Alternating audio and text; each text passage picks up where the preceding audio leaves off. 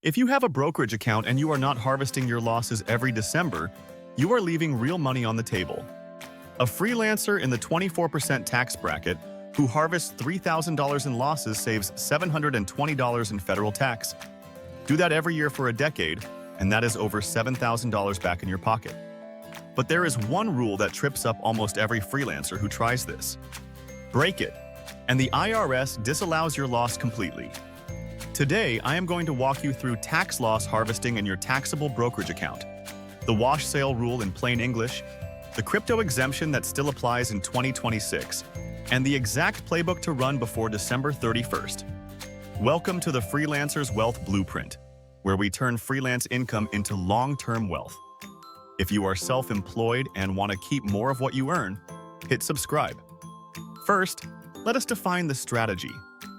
Tax loss harvesting is when you sell an investment that has dropped in value, lock in the loss for tax purposes, and then redeploy that money into a similar investment so you stay invested in the market. The loss you realize does two things. One, it offsets any capital gains you have for the year, dollar for dollar, with no annual limit. Two, if you have more losses than gains, you can deduct up to $3,000 per year against your ordinary income, which includes your freelance Schedule C profit. And here's the best part. Any losses above that $3,000 limit carry forward indefinitely.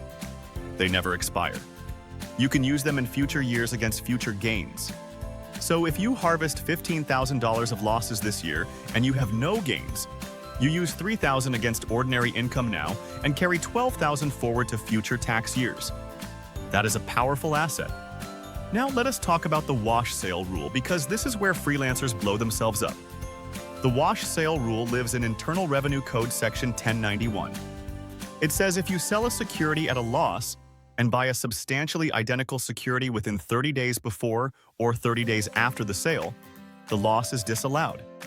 That is a 61-day window total. 30 days before, the day of the sale, and 30 days after. If you trigger a wash sale, the disallowed loss does not just vanish. It gets added to the cost basis of the replacement security you bought. So you eventually get the loss back when you sell the new shares. But the timing is wrecked. The tax benefit you were trying to capture this year is pushed into the future. Here is where it gets really tricky. The wash sale rule applies across all of your accounts. If you sell shares of an S&P 500 index fund at a loss in your taxable brokerage account, and your spouse buys the same fund in her 401k within 30 days, you triggered a wash sale. If you sell at a loss in your taxable account and your IRA buys the same fund automatically through a recurring contribution, you triggered a wash sale. The IRS does not care which account did it. They look at you as a single tax entity. Turn off automatic dividend reinvestment on any fund you are about to sell at a loss. That alone causes more wash sale violations than anything else. Now, what counts as substantially identical? This is the gray zone. The IRS has never published a clean definition. What we know is this. Selling shares of Apple stock and buying Apple stock back within 30 days is obviously a wash sale. Selling Vanguard Total Stock Market ETF, ticker VTI, and buying it back is a wash sale. But what about selling VTI and buying iShares Core S&P Total? U.S. Stock Market ETF, ticker ITOT. Both are total U.S. market funds. Both track essentially the same universe. But they are issued by different companies, they track different indexes from different providers, and most tax practitioners and major brokerages treat them as not substantially identical. This is the standard tax loss harvesting swap. Sell VTI, buy ITOT, capture the loss. Stay 100% invested in the U.S. total market. Wait at least 31 days, then swap back if you want. Other common swaps. VOO to SPLG if you want S and P 500 exposure. QQQ to VGT if you want tech-heavy. VXUS to IXUS for international. Always check with your CPA before relying on any specific swap. The IRS could rule on this anytime.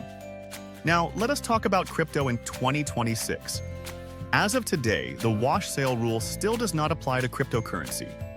That is because Section 1091 specifically references stock and securities, and the IRS treats convertible virtual currency as property under Notice 2014-21.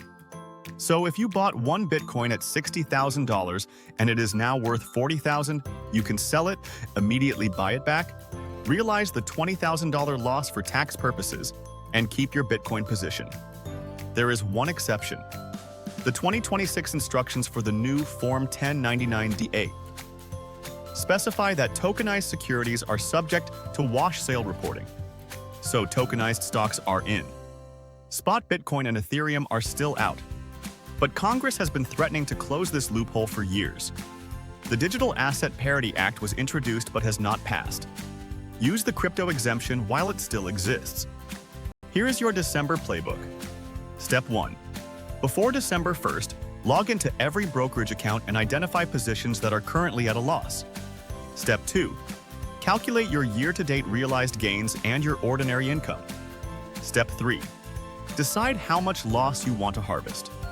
Generally, you want to harvest enough to offset all gains, plus $3,000 against ordinary income, plus a buffer for carry forward. Step 4. Turn off automatic dividend reinvestment on those positions. Step 5. Sell the losing positions and immediately buy the non-identical replacement. Step 6. Mark 31 days on your calendar before buying back the original. One common mistake to avoid: do not sell a losing taxable position and then buy the same fund in your IRA. That is the IRA wash sale trap. The loss is permanently disallowed, not just deferred, because the basis adjustment cannot follow into an IRA. That is the worst-case scenario. If you have questions about tax loss harvesting for your specific situation, drop them in the comments. If this saved you money, hit subscribe. This content is for educational purposes only and does not constitute tax advice. Consult a qualified tax professional for guidance specific to your situation.